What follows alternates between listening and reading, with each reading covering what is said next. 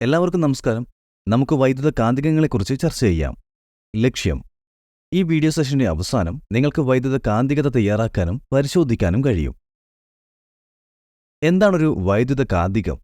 വൈദ്യുത കാന്തികതയെക്കുറിച്ച് സംസാരിക്കുന്നതിന് മുൻപ് കാന്തങ്ങളെക്കുറിച്ച് നമുക്ക് മനസ്സിലാക്കാം.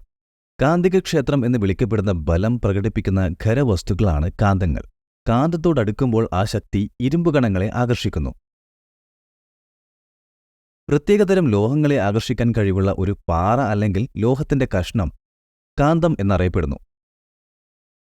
കാന്തിക ശക്തി എന്നറിയപ്പെടുന്ന കാന്തിക ശക്തി വൈദ്യുതിയും ഗുരുത്വാകർഷണവും പോലെ പ്രകൃതിയുടെ ഒരു അടിസ്ഥാന ശക്തിയാണ്. കാന്തികത ഒരു ദീർഘദൂര ശക്തിയാണ്. ഒരു വസ്തുവുമായി സമ്പർക്കം പുലർത്താത്തപ്പോൾ പോലും കാന്തം കൊണ്ട് വലിക്കാൻ കഴിയുമെന്ന് ഇത് സൂചിപ്പിക്കുന്നു.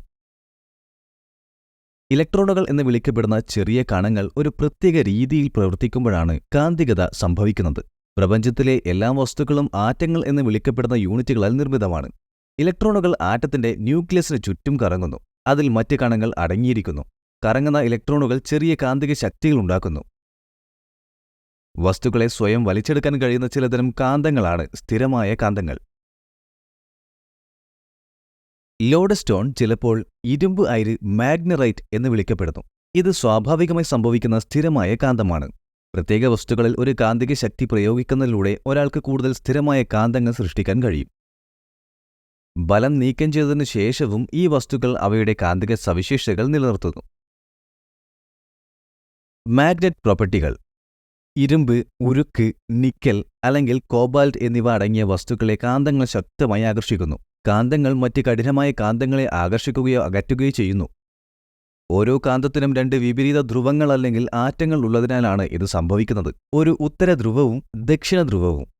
മറ്റ് ഉത്തരധ്രുവങ്ങൾ മറ്റ് കാന്തങ്ങളുടെ ദക്ഷിണധ്രുവങ്ങളെ ആകർഷിക്കുന്നു, പക്ഷേ അവ മറ്റ് ഉത്തരധ്രുവങ്ങളെ അകറ്റുന്നു. അതുപോലെ ദക്ഷിണധ്രുവങ്ങൾ ഉത്തരധ്രുവങ്ങളെ ആകർഷിക്കുന്നു, എന്നാൽ അവ മറ്റ് ദക്ഷിണധ്രുവങ്ങളെ അകറ്റുന്നു. ഒരു കാന്തത്തിന്റെ രണ്ട് ധ്രുവങ്ങൾക്കിടയിലുള്ള കാന്തിക ശക്തികൾ ഒരു കാന്തിക ക്ഷേത്രം സൃഷ്ടിക്കുന്നു. കാന്തം ബാധിക്കുന്ന മേഖലയാണിത്. ഒരു കാന്തിക ക്ഷേത്രം എല്ലാ കാന്തങ്ങളെയും ചുറ്റുന്നു. കാന്തങ്ങളുടെ ചരിത്രം: ഗ്രീസിലെ മഗ്നീഷ്യയിൽ നിന്നുള്ള ഇടയനായ മാഗ്നസ് കാന്തികതയുടെ ആദ്യ കണ്ടുപിടുത്തം നടത്തി. പർവ്വതങ്ങളിൽ മാഗ്നസ് തന്റെ ആടുകളെ കഴുത്തിൽ പിടിക്കുകയായിരുന്നു. തന്റെ ചെരുപ്പിലെ ആണികൾ ഒരു പാറയിൽ ഘടിപ്പിച്ചിരിക്കുന്നതായി അയാൾക്ക് പെട്ടെന്ന് മനസ്സിലായി. ഒപ്പം തന്റെ വടിയുടെ ഫെറൂളും. ഇരുമ്പടങ്ങിയ അവന്റെ വടിയും നഖങ്ങളും കാന്തിക പാറയിലേക്ക് ആകർഷിക്കപ്പെട്ടു. ഈ കല്ലിനെ മാഗ്നറൈറ്റ് എന്ന് പേരിട്ടു. ഇടയന്റെ പേരിലാണ് അത് കണ്ടെത്തിയത്. കാന്തിക ഗുണങ്ങൾ ഉള്ളതിനാൽ ഇതൊരു ലോഡ്സ്റ്റോൺ എന്നും അറിയപ്പെടുന്നു. കാന്തങ്ങളുടെ പ്രയോഗം: കാന്തങ്ങളുടെ ആദ്യകാല ഉപയോഗങ്ങളിൽ ഒന്നാണ് കോമ്പസ്. സ്വതന്ത്രമായി തിരിയാൻ കഴിയുന്ന സൂചി ആകൃതിയിലുള്ള കാന്തമാണ് കോമ്പസ്. ഭൂമി എന്ന ഗ്രഹം ഒരു ഭീമൻ കാന്തമാണ്. ഒരു കോമ്പസിന്റെ ദക്ഷിണധ്രുവവും ഭൂമിയുടെ ഉത്തരധ്രുവത്തിലേക്ക് ആകർഷിക്കപ്പെടുന്നതിനാൽ കോമ്പസ് സൂചി എപ്പോഴും വടക്കോട്ട് ചൂണ്ടുന്നു. ഇന്ന് കാന്തങ്ങൾ പലയിടത്തും കാണപ്പെടുന്നു. റെഫ്രിജറേറ്ററിന്റെ വാതിലുകളിൽ കാന്തങ്ങൾ പേപ്പറുകൾ പോലെ സൂക്ഷിക്കുന്നു. അവർ വാതിലുകൾ അടയ്ക്കുന്നു. ക്രെഡിറ്റ് കാർഡുകൾക്ക് ഒരു കാന്തിക വരയുണ്ട്. നമുക്ക് വൈദ്യുത കാന്തികതയിലേക്ക് പോകാം. പേര് സൂചിപ്പിക്കുന്നതുപോലെ ഒരു കണ്ടക്ടറിലൂടെ ഒരു വൈദ്യുത പ്രവാഹം വരുമ്പോൾ കാന്തിക ഗുണം സംഭവിക്കുന്നു. ഒരു വൈദ്യുത പ്രവാഹം ഒരു കണ്ടക്ടറിലൂടെ ഒഴുകുമ്പോൾ അത് ചുറ്റുമൊരു കാന്തിക ശക്തി സൃഷ്ടിക്കുകയും വൈദ്യുത പ്രവാഹം നിർത്തുമ്പോൾ കാന്തിക ഗുണത്തെ അഴിച്ചുവിടുകയും ചെയ്യുന്നു. കണ്ടക്ടർ ഒരു കോയിലായി ഒന്നിച്ചുകൂടുമ്പോൾ അത് ഒരു കാന്തം പോലെ പ്രവർത്തിക്കും. 1824 വില്യം സ്റ്റാർജൻ എന്ന ബ്രിട്ടീഷ് ഭൗതിക ശാസ്ത്രജ്ഞൻ വൈദ്യുത കാന്തികം സൃഷ്ടിച്ചു. അദ്ദേഹത്തിന്റെ പ്രാരംഭ വൈദ്യുത കാന്തികം ഒരു കുതിരപ്പടിയുടെ ആകൃതിയിലായിരുന്നു. 18 തിരിവുകളുള്ള നഗ്നമായ ചെമ്പ് വയർ ചുറ്റിയുള്ള ഇരുമ്പിന്റെ പൊതി. മോട്ടോറുകൾക്കും ജനറേറ്ററുകൾക്കും എപ്പോഴും അവയുടെ പ്രവർത്തനത്തിന് കാന്തിക ശക്തി ആവശ്യമാണ്. കാന്തിക ബലം നിയന്ത്രിക്കുന്നത് വൈദ്യുത കാന്തികങ്ങളിൽ മാത്രമേ ബാധകമാകൂ. സ്ഥിരമായ കാന്തങ്ങളിലല്ല. അതുകൊണ്ട് 80% മോട്ടോറുകളും ജനറേറ്ററുകളും അവയുടെ വേഗതയും പ്രേരിത EMFും നിയന്ത്രിക്കുന്നത് സ്ഥിരമായ കാന്തങ്ങളെക്കാൾ വൈദ്യുത കാന്തികങ്ങൾ ഉപയോഗിക്കുന്നത്.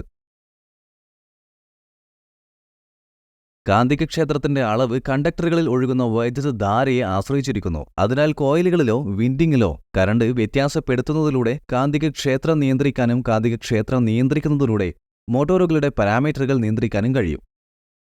കാന്തികക്ഷേത്രത്തിന്റെ ശക്തി കോയിലിലെ തിരിവുകളുടെ എണ്ണത്തെയും കോയിലിൽ ഒഴുകുന്ന വൈദ്യുതധാരയെയും ആശ്രയിച്ചിരിക്കുന്നു.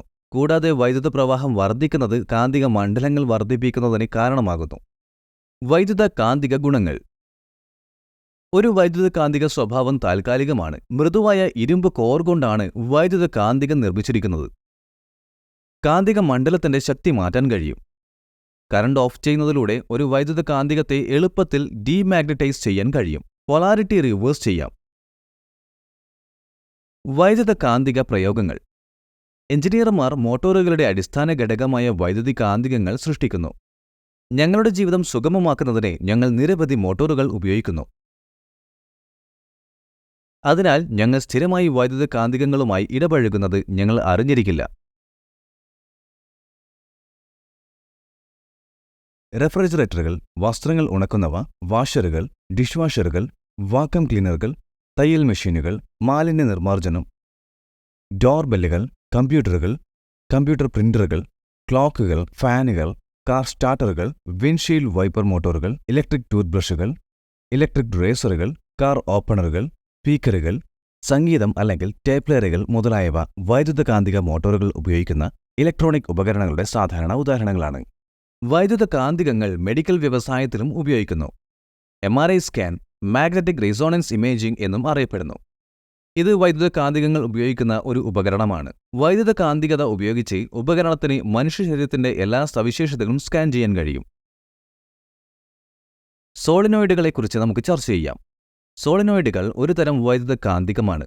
അതിൽ വൈദ്യുതധാര പ്രവഹിക്കുമ്പോൾ മാത്രമേ കാന്തികക്ഷേത്രം ഉൽപ്പാദിപ്പിക്കൂ. അല്ലാത്തപക്ഷം കാന്തികക്ഷേത്രം ഉണ്ടാകില്ല.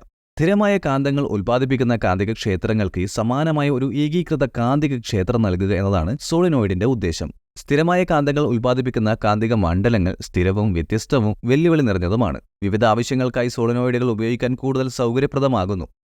ഒരു സോളിനോയിഡിനെ കാന്തത്തിൽ നിന്ന് വ്യത്യസ്തമാക്കുന്നത് എന്താണ്? സോളിനോയിഡുകൾ ആവശ്യാനുസരണം ഓണാക്കാനും ഓഫാക്കാനും എളുപ്പമാണ്. കാരണം അവ കാന്തം പോലെ പ്രവർത്തിക്കാൻ വൈദ്യുത പ്രവാഹത്തിന്റെ ഉറവിടത്തെ ആശ്രയിച്ചിരിക്കുന്നു. രണ്ടാമതായി, നിരവധി വേരിയബിളുകളിൽ ഏതെങ്കിലും ഒന്ന് മാറ്റുന്നതിലൂടെ അത് സൃഷ്ടിക്കുന്ന കാന്തികക്ഷേത്രം മാറ്റാൻ കഴിയും. ഈ വീഡിയോ സെഷനിൽ നിന്ന് നിങ്ങൾക്ക് വൈദ്യുത കാന്തിക ഗുണങ്ങൾ തയ്യാറാക്കാനും പരിശോധിക്കാനും കഴിയുമെന്ന് ഞാൻ പ്രതീക്ഷിക്കുന്നു. കണ്ടതിന് നന്ദി. നല്ലൊരു ദിവസം ആശംസിക്കുന്നു.